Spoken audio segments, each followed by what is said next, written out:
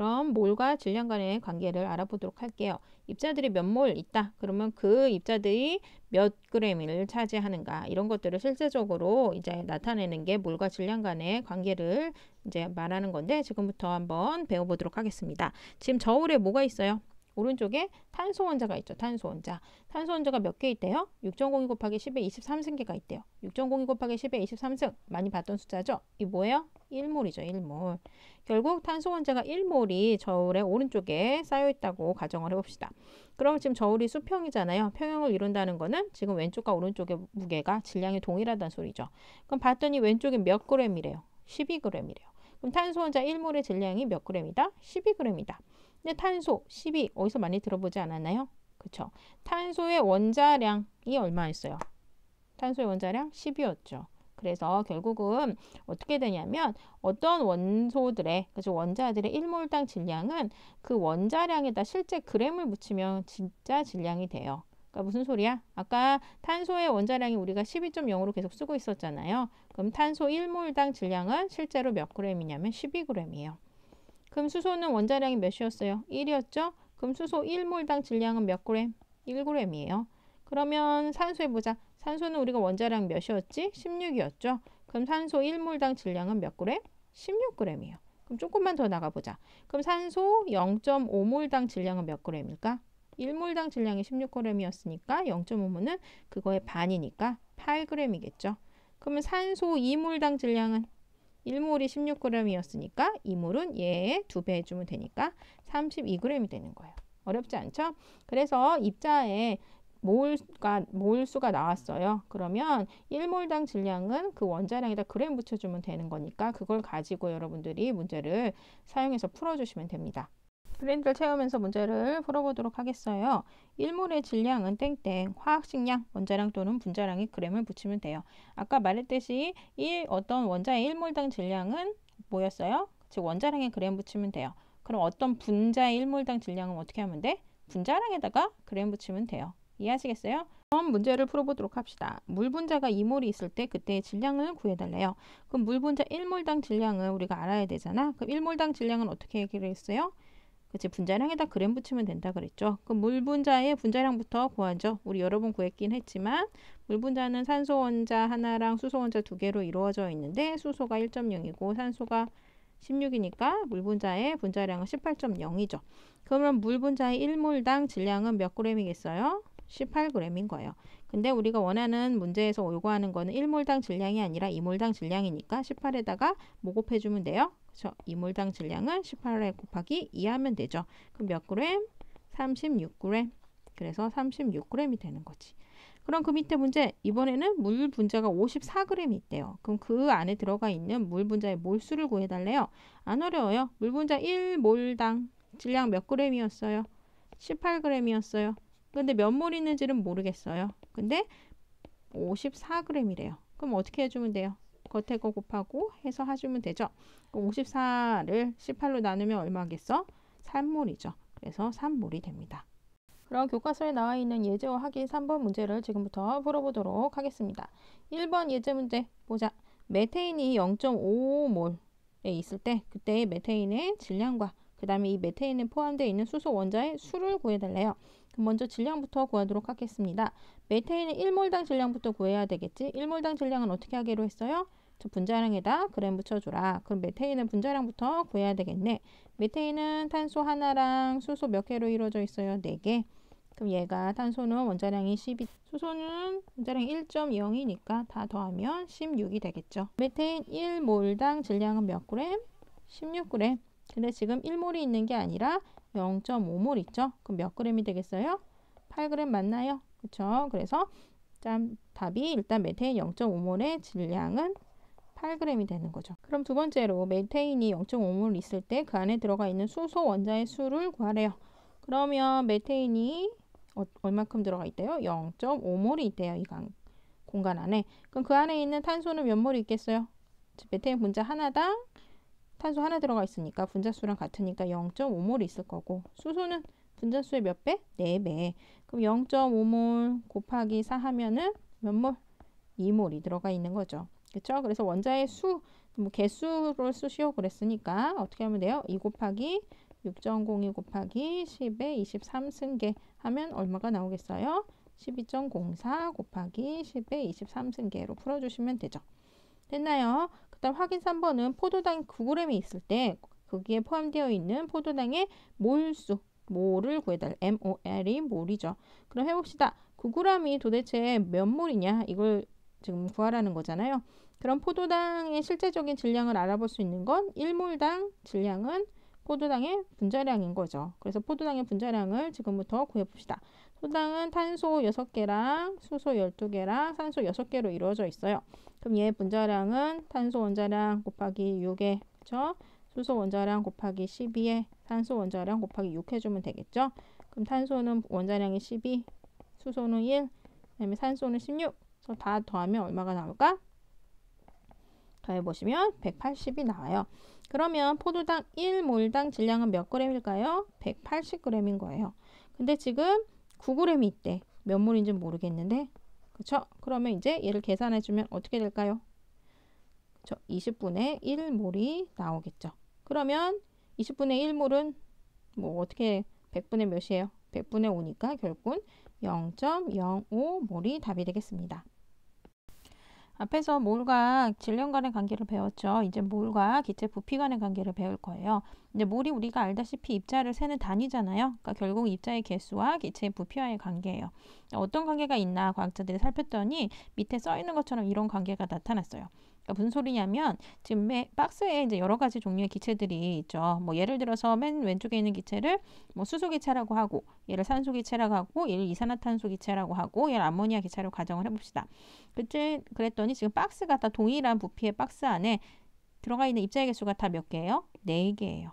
그러니까 이게 무슨 소리냐면 어떤 기체든 간에 기체의 종류에 상관없이 같은 온도, 같은 압력에서 같은 조건에서는 같은 부피 안에 들어가 있는 기체의 입자수가 같다는 사실을 알게 된 거죠. 그런데 이제 입자의 개수가 같은 부피 안에 같이 들어가 있다 했을 때 조건이 있었어요. 조건이 뭐였냐면 같은 조건이었어요. 다시 말하면 같은 압력, 같은 온도에서 이런 상황이 벌어진다는 소리예요.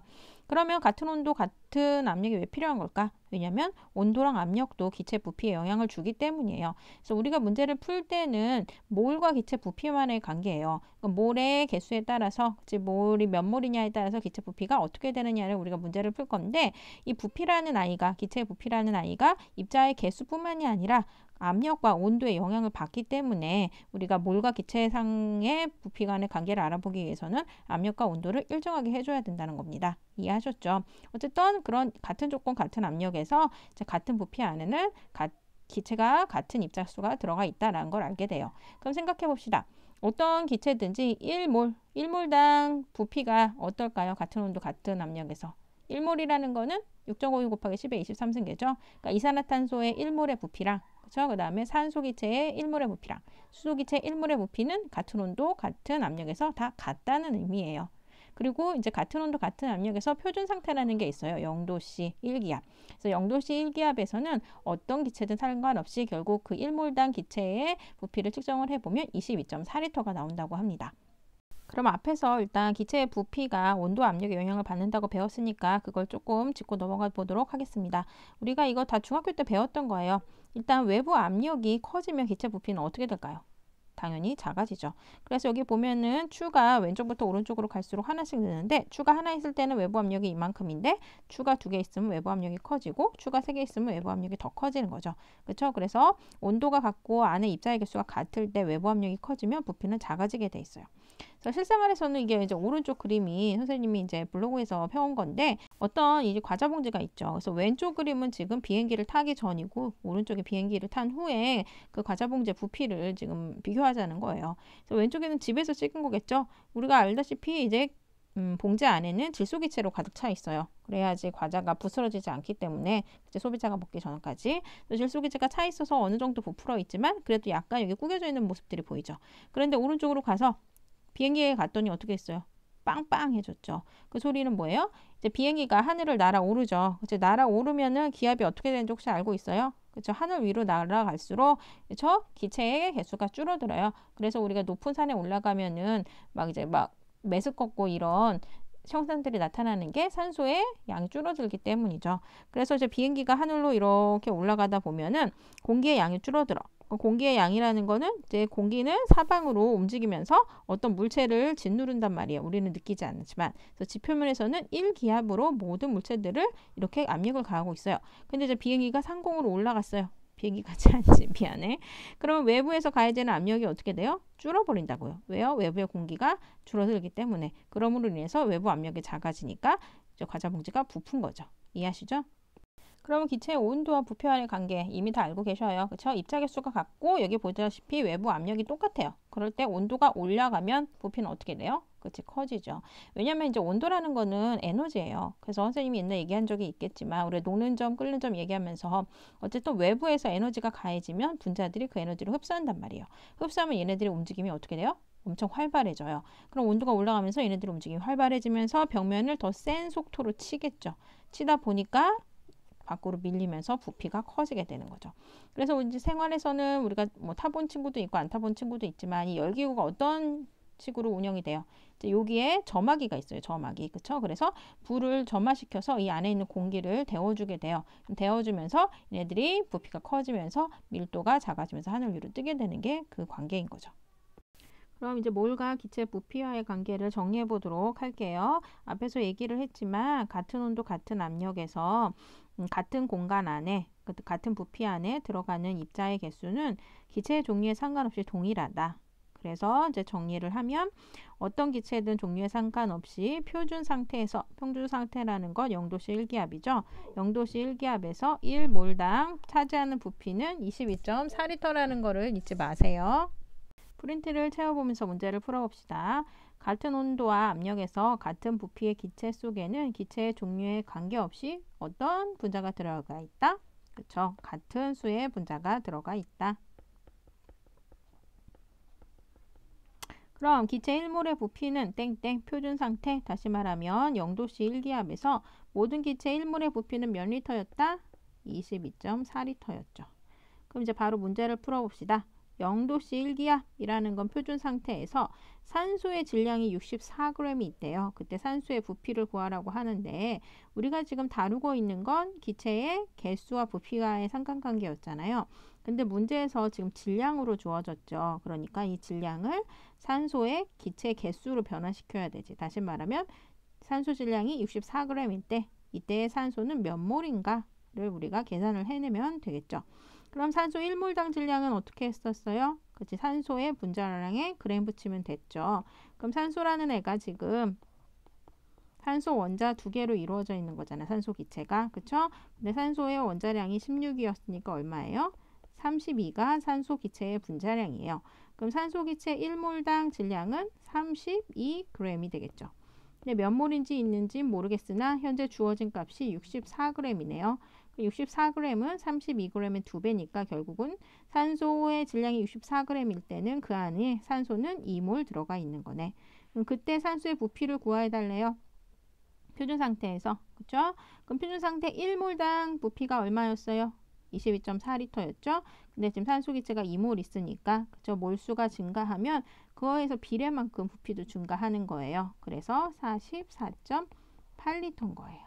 그래서 몰수의 비례만큼 부피가 증가한다. 같은 온도, 같은 압력에서. 당연하죠. 기체가 개수가 많아지면 당연히 부피는 증가하는데 많아진 만큼 비례해서 증가한다고 생각해 드리면 돼요. 됐나요? 그다음 다음 문제 밑에 거 풀어봅시다. 역시 이것도 0도씨 1기압 표준 상태에서 이번에는 부피가 재워졌어요. 부피가 11.2리터래요. 바로 나와야지. 0도씨 1기압에서 부피가 11.2리터. 어떤 기체라는 뜻은 상관없이 얘는 몇 몰일까? 그쵸? 1몰당 몇 리터였어요? 22.4리터였잖아요. 근데 11.2는 22.4를 반으로 나눈 값이죠. 결국은 이산화탄소 부피가 11.2리터 있다는 거는 1몰의 반인 0.5몰의 이산화탄소가 있다는 거예요. 그래서 문제에서는 이산화탄소의 질량을 구하래요. 다시 말하면 이산화탄소 0.5몰당 질량을 구하래요. 그럼 어떻게 하면 돼요? 이산화탄소 1몰당 질량 구해서 반으로 나누면 되잖아요. 그럼 이산화탄소 1몰당 질량은 어떻게 구해요? 저 분자량에다 그램 붙이면 되죠. 그러면 이산화탄소는 탄소 하나와 산소 두 개로 이루어져 있죠. 탄소는 원자량이 10이었고 산소는 16이었으니까 계산하면 44가 나와요. 이산화탄소 1몰당 질량은 44g인데 우리가 지금 주어진 값은 1몰당 질량이 아니라 0.5몰의 질량이니까 몇 그램? 22g이 되겠죠. 이해하시겠나요? 그러면 우리 교과서 4번과 5번 확인 문제를 풀어보도록 하겠습니다. 확인 4번 먼저 볼게요. 0도씨 일기압 표준 상태죠. 뷰테인 기체가 29g 있을 때 그때 부피를 구하래요. 우리가 앞에서 배웠던 건 기체의 개수와 부피와의 상관관계인데 역시 얘도 지금 질량부터 나왔죠. 그러면 이 질량을 개수로 변환시켜야 되죠. 다시 말하면 이 뷰테인 기체 29g이 몇 몰이냐를 먼저 구해야 되는 거예요. 부피를 구하기 위해서는. 그러면 봅시다. 1몰당 질량을 알아서 29g 도대체 몇 몰이냐를 유추해 내야 되는 거지. 그럼 뷰테인의 1몰당 질량은 뷰테인의 분자량에다 그램 붙이면 된다 그랬죠. 그럼 뷰테인은 탄소 4개랑 수소 10개로 이루어져 있잖아요. 그럼 탄소는 원자량이 12, 수소는 1이니까 하면 어떻게 돼요?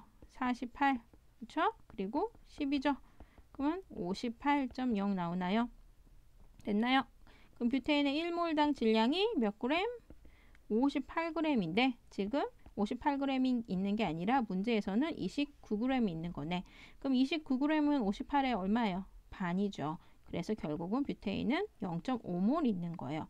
그럼 문제에서 뷰테인 기체 29g의 부피라는 거는 뷰테인 기체 0.5몰의 부피를 구해보라는 거죠. 그렇죠? 그럼 0.5몰의 부피 우리 쉽게 구할 수 있죠. 기체 종류에 상관없이 0도씨 일기압에서 0.5몰의 부피는 1몰당 부피가 몇 리터였어요? 22.4리터였지. 그러면 0.5몰 그거의 반의 부피는 22.4리터의 반인 11.2리터가 되는 거예요. 됐죠?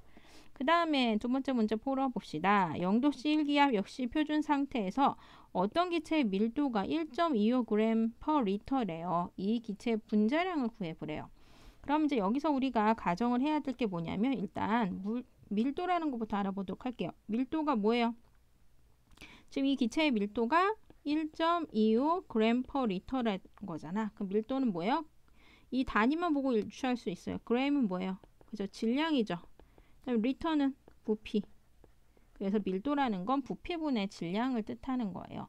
근데 이제 우리가 밀도라는 것을 값을 제시할 땐 어떤 걸 가정을 하냐면 이제 기체의 밀도를 지금 알아보는 거잖아요. 그럼 기체들이 이렇게 어떤 공간 안에 퍼져 있겠죠.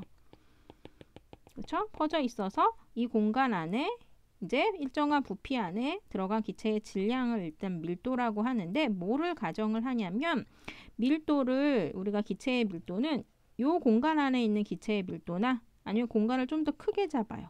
이 공간 안에 있는 기체의 밀도나 이 공간 안에 있는 기체의 밀도나 다 동일하다고 봐요. 그게 무슨 소리냐면 기체의 밀도를 제시를 할 때 기체가 모든 곳에 다 골고루 잘 퍼져 있다는 것을 가정하고서 밀도를 이제 제시를 하는 거예요. 그러니까 한쪽으로 쏠려서 어느 공간에 더 많이 있고 한쪽은 뭐 덤성덤성 있다 이게 아니고 온 공간의 기체가 평균적으로 쫙 다 골고루 퍼져 있다는 거를 가정에서 밀도를 측정을 하는 거기 때문에 이 주어진 공간을 어떤 범위로 잡든 간에 밀도값은 항상 동일하다고 보는 거예요. 이해되시나요? 그러면 이 문제를 풀 때 우리가 쉽게 풀 수 있는 방법은 뭐냐면 우리가 쉽게 쓰는 부피를 사용하면 되는 거예요. 우리가 알고 있는 부피값 중에 제일 많이 여지껏 사용했던 게 뭐예요? 22.4리터. 그래서 22.4리터로 부피를 우리가 인위적으로 잡는 거예요. 어떤 부피를 잡든 간에 그 안에 들어가 있는 기체의 질량을 해서 밀도값은 동일하기 때문에 부피는 우리가 원하는 부피로 잡으면 돼요. 그러면 지금 표준 상태였잖아요. 그렇죠? 그럼 표준 상태였는데 우리가 부피를 22.4리터로 잡은 거잖아. 그렇죠? 그럼 22.4리터에는 몇 몰의 기체가 들어가 있는 걸까요? 그렇죠? 우리가 배웠죠. 표준 상태에서 1몰당 그렇죠? 기체의 부피는 22.4리터였잖아요. 그렇죠? 그래서 결국은 여기 안에 들어가는 질량은 이 기체의 1몰당 질량이 되는 거예요. 그게 몇이다? 1.25g per 리터다. 그럼 1몰당 질량을 우리가 지금 구하게 되는 거잖아. 일단 거기부터 구해볼게요. 그럼 1몰당 질량을 한번 구해봅시다. 그럼 어떻게 해야 돼요? 이 값을 x로 넣으면 x값은 22.4리터 곱하기 1.25g per 리터를 하면 되겠죠? 그럼 계산하면 28g이 나오는 거죠. 됐나요? 그러면 이 기체의 1몰당 질량은 28g이 되는 거죠. 그러면 이 기체의 분자량은 몇이겠어요? 분자량은 그렇죠. 28인 거죠. 우리가 아까 배웠지만 앞서서 배웠지만 그죠? 분자량에다 그램 붙이면 그 분자 1몰당 질량으로 배웠잖아요. 그래서 이 기체의 분자량은 28이 되는 겁니다. 이해되시나요?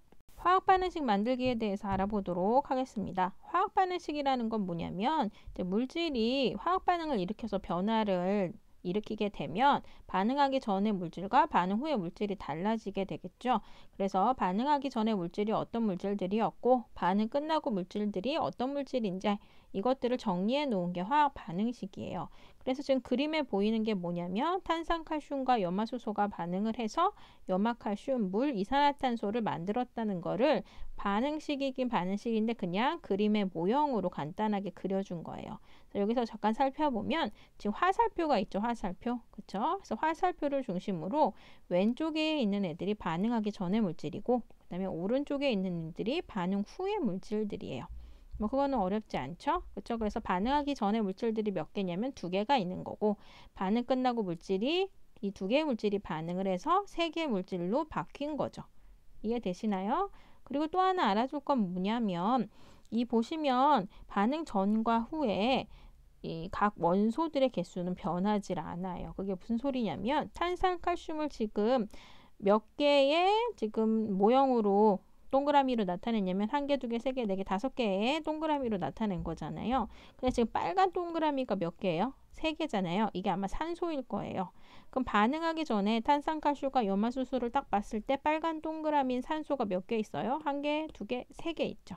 그럼 반응 끝나고는 어때요? 빨간 동그라미 몇 개 있어요? 1개, 2개, 3개 있죠. 산소가 반응하기 전과 반응 후의 개수가 동일하다는 거지. 그럼 여기 있는 염화수소를 봅시다. 아마 얘가 H이고 얘가 염소일 거예요. 그럼 이 초록색을 보면 이 초록색의 염소가 반응하기 전에 몇 개 있어요? 2개 있죠. 반응 끝나고도 몇 개 있어요? 2개 있어요.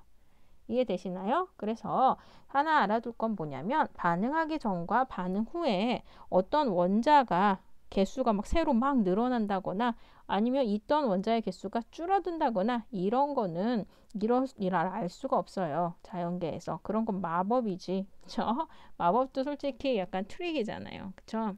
그래서 반응하기 전과 반응이 끝나고 나서의 물질들이 각 원소들은 개수가 변함없이 보존이 돼야 한다는 게 특징이랍니다. 그럼 이제 화학 반응식을 어떻게 만드는지에 대해서 우리가 영상을 하나 보면서 그걸로 유추를 해보도록 하겠습니다. 어렸을 적 뛰어놀다 무릎이 다치면 어머니가 발라주던 빨간 소독약이 있었다. 되게 쓰라리. 그 소독약을 바르면 따끔따끔거려 아팠지만 그 와중에도 나의 눈과 귀를 사로잡았던 것이 있었는데 바로 소독약이 상처에 닿았을 때 치직하며 생기던 거품이었다. 맞아. 왜 거품이 난 것일까? 이건 소독약에 들어있는 과산화수소 때문이다. 물, H2O에 산소 하나를 더하면 과산화수소, H2O2가 되는데 산소가 많이 들어있는 놈이라서 그런지 굉장히 상태가 불안정하다. 그런데 피 속에 있는 카탈라제라는 촉매제가 분해 과정을 촉진시켜 과산화수소로부터 산소가 급격하게 분해되어 나오면서 거품이 일게 되는 것이다. 자, 재미있는 실험 아이디어가 보글보글 생성되는 게 느껴지는가? 자, 오늘 아주 신기한 실험을 하러 왔습니다. 여기 과산화수소, 그리고 세제, 그리고 요오드와 칼륨이 있어요. 세제, 과산화수소도 섞어주겠습니다. 이 유리컵 안에 넣겠습니다. 자, 이제 요오드와 칼륨을 섞어볼게요. 오, 우와. 오, 넣었다. 오, 이렇게 가까이만 가도 지금 막 뜨거운 게 느껴지는데 그 과산화수소에 얼마나 많은 산소가 갇혀 있었으면은 와, 신기하네. 계속 나오네요 지금. 자, 이제 제가 이번에 1등을 하기 위한 저의 진짜 본격적인 실험입니다. 자, 딱 규모를 보시면 아까랑 많이 차이가 나죠?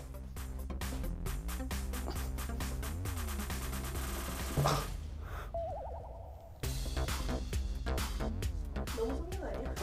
뭔가 확실하게 하고 싶어가지고 이번엔 진짜 1등 해야 돼. 자, 이제 색소까지 한번 넣어보겠습니다. 아주 예쁜 거품이 나도록. 초록색도 조금. 색깔이 그리고 나니까 이제 잘 보이겠네요. 더 이쁘게 나오겠다. 나올 때 아주 예쁜 모양이 나도록. 자, 이제 제가 넣을 수 있는 모든 걸 다 여기다 넣었어요. 이 정도면 빗썸님이랑 미나니님은 이길 수 있겠죠, 이번에는? 아, 긴장된다.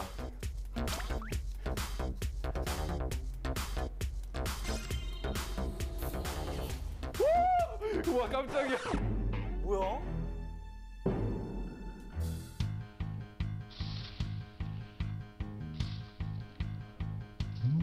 와, 대박. 너차 맞아.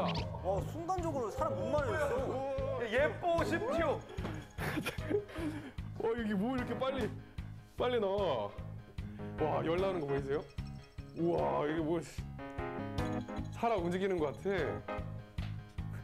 제가 아까 넣은 물감이 이렇게 묻어서 이렇게 나왔는데 물감이 제대로 묻혀질 새도 없이 그냥 폭발을 해서 나왔어요.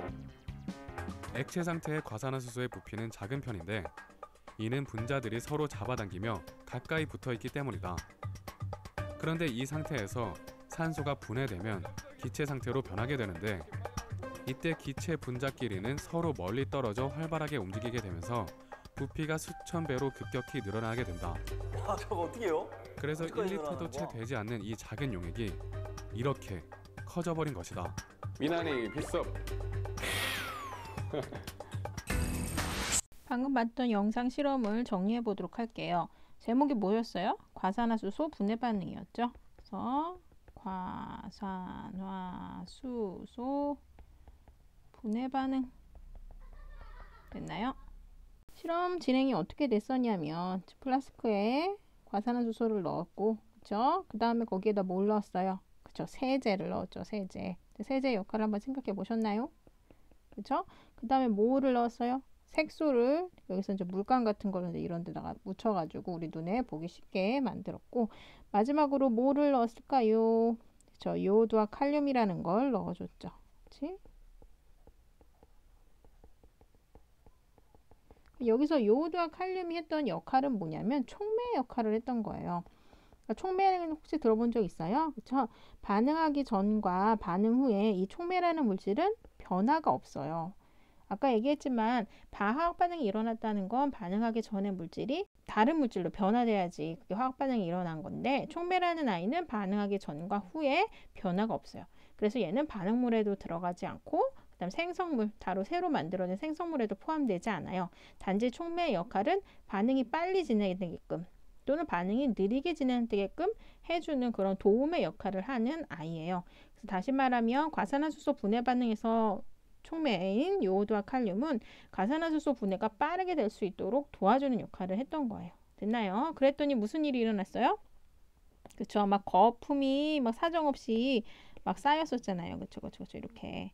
그래서 이게 무슨 일이 일어난 거냐면 과산화수소 화학식이 H2O2거든요. 그쵸? 얘가 분해가 돼서 누구의 도움으로?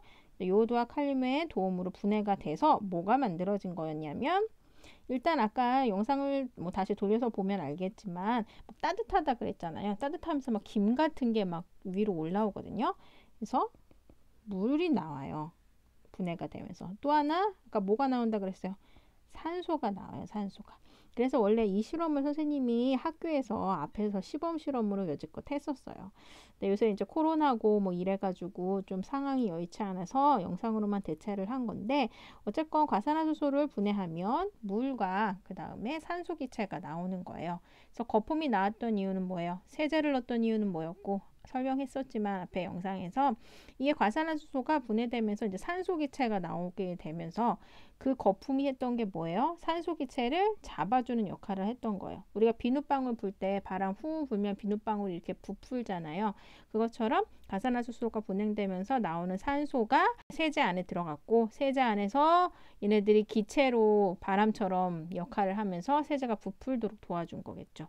그래서 선생님이 이 실험 끝나고 뭐까지 했었냐면 불을 꺼놓고 꺼져가는 불씨를 저 거품 속에 넣었었어요. 선배들은 보긴 했는데 그 꺼져가는 불씨가 그 안에서 불을 확 내는 모습까지 봤었는데 여러분들 못 봐서 좀 안타깝기는 하네.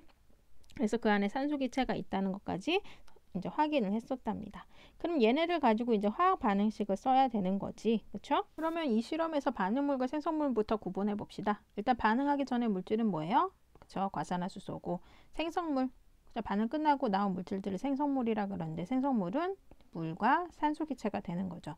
요오드와 칼륨은 뭐예요? 반응물이에요? 생성물이에요? 그렇죠. 얘는 촉매여서 반응물에도 안 들어가고 생성물에도 안 들어가요. 그럼 반응물과 생성물을 아까 나눠주는 기호가 뭐였냐면 화살표였죠. 그러니까 반응물, 과산화수소 다음에 화살표, 얘가 화학 변화를 일으켜서 물과 산소로 변했다는 거고, 일단 반응물은 한 종류지만 생성물은 물과 산소 두 종류죠. 그래서 이렇게 두 종류인 경우는 어떻게 해주냐면 아까 뭐 보셨는 거 기억하지 모르겠지만 여기 플러스로 연결해 주기로 해요. 됐나요? 그 다음에 이제 뭘 하셔야 되냐면 양쪽에 개수비를 맞춰주셔야 돼요. 개수비 뭐 때문에 맞추냐? 선생님이 앞에 설명했지만 반응하기 전과 반응 후에 어떤 원자가 개수가 늘어나거나 줄어들면 된다, 안 된다? 그렇죠. 안 된다고 했죠. 그래서 보시면 각각 원자들마다 개수를 맞춰주셔야 돼요. 그럼 먼저 수소부터 보도록 하겠습니다. 반응하기 전에 수소 몇 개예요? 2개. 그렇죠? 반응 끝나고 2개 괜찮네. 그럼 이제 산소로 보자. 반응하기 전에 산소 몇 개? 2개. 반응 끝나고 몇 개요? 3개. 안 되잖아 이거. 그쵸? 2개가 3개로 늘어나면 분명히 안 된다고 얘기를 했어요. 그럼 이거 어떻게 해야 될까요? 양쪽으로 개수를 바꿔줘야 돼요. 그래서 왼쪽에 있는 산소랑 오른쪽에 있는 산소 개수를 바꿔주기 위해서 이제 봅시다. 어떻게 해주면 개수가 맞춰질까? 지금 왼쪽은 짝수배로 늘어날 거 아니에요. 2, 4, 6 산소 개수가. 그쵸? 근데 오른쪽은 지금 홀수잖아. 홀수, 짝수는 절대 같아질 수 없으니까 짝수로 만들기 위해서 가장 작은 숫자를 여기다 붙여봅시다. 그리고 나서 다시 개수를 또 맞춰보도록 하겠어요. 이렇게 이제 물 앞에다가 2라는 개수를 썼다는 건 뭐냐면 물 분자가 2개 있다는 소리예요. 됐나요? 그럼 반응하기 전에 산소 개수는 몇 개예요? 반응하기 전에 산소의 개수 2개였지. 아직 반응물에는 개수를 바꾼 적이 없으니까. 반응 끝나고 산소의 개수는 하나, 둘, 셋, 4개잖아요. 그쵸? 그럼 반응 끝나고 4개 됐으니까 반응하기 전에도 4개로 만들어 주려면 이 앞에 또 2를 써주시면 되겠죠. 그쵸? 그러면은 이제 어떻게 하면 될까? 앞에 2를 써주라는 거는 뭘 의미한다? 얘 개수가 두 분자란 소리를 의미한다고 앞에서 얘기했잖아요. 그러면 H2O2, H2O2 됐나요? 그럼 일단 반응하기 전과 반응 후에 산소의 개수는 맞춰졌어요. 그럼 반응하기 전과 반응 후에 수소의 개수 보자. 반응하기 전에 수소의 개수는 총 4개죠. 반응 끝나고 수소의 개수도 총 4개. 됐나요? 그러면 정리가 되나요? 또 산소 다시 보면 반응하기 전에 총 4개. 반응 끝나고 1개, 2개, 여기 O2 하나 있으니까 총 4개. 그래서 정리를 하면 어떻게 돼? 반응하기 전에 과산화수소가 그쵸? 2분자씩 반응을 해서 물 분자 2분자랑 산소 기체 1분자로 분해된다는 걸로 정리를 해주면 된답니다. 그럼 프린트를 한번 채워볼까요? 반응물질과 생성물질의 화학식을 나타내는 단계를 지금 써놨는데 1단계에서는 먼저 화학식을 쓰시면 되겠죠. 그쵸? 예를 들어서 산소 기체와 수소 기체가 만나서 수증기가 만들어진 반응에서는 반응물질은 수소 기체 H2, 그 다음에 산소 기체 O2, 그 다음에 생성물질인 수증기는 H2O 이렇게 쓰는 거죠. 그 다음에 2단계 반응물질은 어디에, 생성물질은 어디에 쓴다? 화살표에서 반응물질은 화살표의 왼쪽에, 그 다음에 생성물질은 오른쪽에 쓰시면 되고, 반응물질에서 생성물질로 뭐로 연결해요? 화살표로 연결을 해준다. 그 다음에 반응물질 또는 생성물질이 2가지 이상일 경우는 각 물질을 플러스로 연결을 하면 돼요. 그래서 반응물질이 지금 수소기체랑 산소기체였기 때문에 이 화살표의 왼쪽에다 쓴 거고, 생성물질이 수증기여서 화살표 오른쪽에 썼던 거고, 반응물질이 종류가 2가지 이상이기 때문에 플러스로 연결을 한 거죠. 그 다음에 뭐 하나? 3단계 반응식 양쪽에 있는 물질에 뭐가 같아져야 돼요? 개수, 각 원자들의 개수가 같아지도록 화학식 앞에 개수를 맞춰야 돼요. 이때 개수는 가장 간단한 정수로 나타내고요. 1이면 어떻게 하냐면 생략해요. 써주지 않아요. 그럼 먼저 이 반응식을 봤을 때 반응하기 전에 이제 위에 걸로 지금 잠깐 살펴보면 반응하기 전에 수소 원자 개수는 2개죠. 반응 끝나고도 2개니까 괜찮네. 그쵸? 근데 반응하기 전에 산소는 2개인데 반응 끝나고 어떻게 돼요? 산소가 지금 하나잖아요. 그럼 어떻게 돼요? 반응 끝나고도 산소가 2개여야 되니까. 그쵸? 앞에다가 2를 붙여준 거죠. 여기까지 이해되세요? 그럼 이제 생성물질에 2를 붙여줌으로 인해서 산소는 2개가 됐지만 어떻게 돼요? 수소는 총 몇 개가 된 거예요? 그죠? 물 분자가 지금 두 분자로 된 거잖아, 수증기가. 그죠? 그러면 수소는 총 4개가 된 거죠. 그럼 반응하기 전에 2개밖에 없으니까 4개로 만들어 주려면 수소 앞에 또 2를 붙여야 되죠. 그래서 반응하기 전에 수소 원자 총 4개, 반응 끝나고도 4개, 반응하기 전에 산소 원자 총 2개, 반응 끝나고도 2개. 이래서 결국은 수소기체 2분자가 산소기체 1분자랑 만나서 수증기 2분자를 만들어내는 화학 반응식이 되는 거죠. 이렇게 개수를 맞춘 다음에 마지막으로는 물질의 상태를 표시를 해야 돼요. 상태라는 건 기체 상태냐, 액체 상태냐, 고체 상태를 나타내는 거예요. 그래서 가로 안에 써주시면 된답니다. 그럼 해볼까요? 고체 상태는 solid에서 S를 쓰고요. 액체 상태는 liquid에서 L을 써요. 그 다음에 기체 상태는 gas에서 G를 쓰기로 해요. 그 다음에 수용액은 뭐예요? 수용액은 어떤 물질들을 물에다가 섞은 거예요. 물이 뭐예요? H2O에다가 어떤 물질을 섞었을 때 그 상태를 수용액이라 그래요. 그래서 얘는 AQ로 나타낸답니다. 그래서 수소기체랑 그 다음에 산소기체가 반응을 해서 그 다음에 수증기가 만들어지는데 다 상태가 기체 상태이기 때문에 G 이렇게 가로 안에 써준 거랍니다. 이해가 되시나요? 그럼 이제 이렇게 화학 반응식 만들기 단계를 보았고 밑에 이제 문제들을 한번 풀어보도록 하겠습니다. 2개의 화학 반응식이 있는데 여기서는 이제 개수만 맞춰 볼게요. 그럼 차례차례 하시면 돼요. 먼저 지금 AgNO3가 CaCl2과 반응해서 CaNO3,2와 AgCl이 만들어진 거죠. 그럼 이제 얘부터 봅시다. Ag는 은이에요. 은이 반응하기 전에 1개, 반응 끝나고도 1개 있으니까 괜찮네. 그 다음에 NO3는 묶음 음이온이에요. 그러니까 다시 말하면 Ag가 하나의 양이온이고, 그쵸? NO3가 하나의 음이온인 거예요. 그래서 Ag가 플러스 얘는 마이너스 이렇게 된 거거든요. 근데 반응하기 전에 이 묶음 음이온이 하나인데 반응 끝나고는 묶음 음이온이 2개인 거예요.